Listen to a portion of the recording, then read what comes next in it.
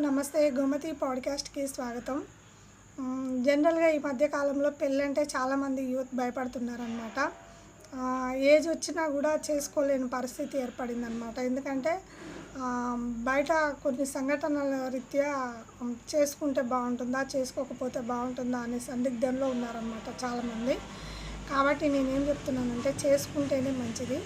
అది మీ లవర్ అయితే మీకు ఆ మనిషి ఏంటో మీకు అర్థమయ్యే ఉంటుంది. లవర్ కాకపోతే అతన్ని ఒక 6 మంత్ కానీ ఒక 90 డేస్ కానీ లైన్లో పెట్టి అతని మనసు ఏంటో, అతని ఆలోచన ఏంటో, అతని ఆలోచన విధానం ఏంటో, అతను మీకు సూటబుల్ పర్సనా కాదా అనేది మీరు ఆ పర్సన్ని చూజ్ చేసుకొని మ్యారేజ్ చేసుకోండి. మ్యారేజ్ చేసుకున్న తర్వాత చంపుకోవటాలు, చావటాలు, డైవర్స్ ఇవ్వటాలు అలాంటివి ఏమీ చేయకండి.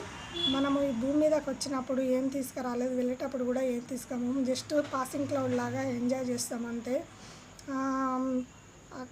మీకు మ్యారేజ్ అయిన తర్వాత పిల్లలు ఇట్లా పుట్టినరనుకో, పిల్లలు పుట్టినప్పుడు ఏమవుతుందంటే పిల్లలు అనాథలు అవుతారనమాట. ఎందుకంటే పేరెంట్స్లో ఏ ఒక్కరు లేకపోయినా కూడా పిల్లలు ఏదో కోల్పోయిన విధంగా వాళ్ళు స్టడీలా దీని మీద కాన్సన్ట్రేషన్ చేయలేరు అనమాట. కాబట్టి ఎవరిని డిస్టర్బ్ చేయొద్దు, మీరు డిస్టర్బ్ కావద్దు.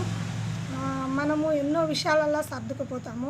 మ్యారేజ్ అనే విషయంలో కూడా మనం సర్దుకుపోతేనే మంచిది. ఒకరినొకరు అర్థం చేసుకొని అండర్స్టాండింగ్ చేసుకొని మనం కలిసి బ్రతకాలి. ఈగోలకు ఎట్టి పరిస్థితిలో కూడా పోవద్దన్నమాట. Thank you for watching.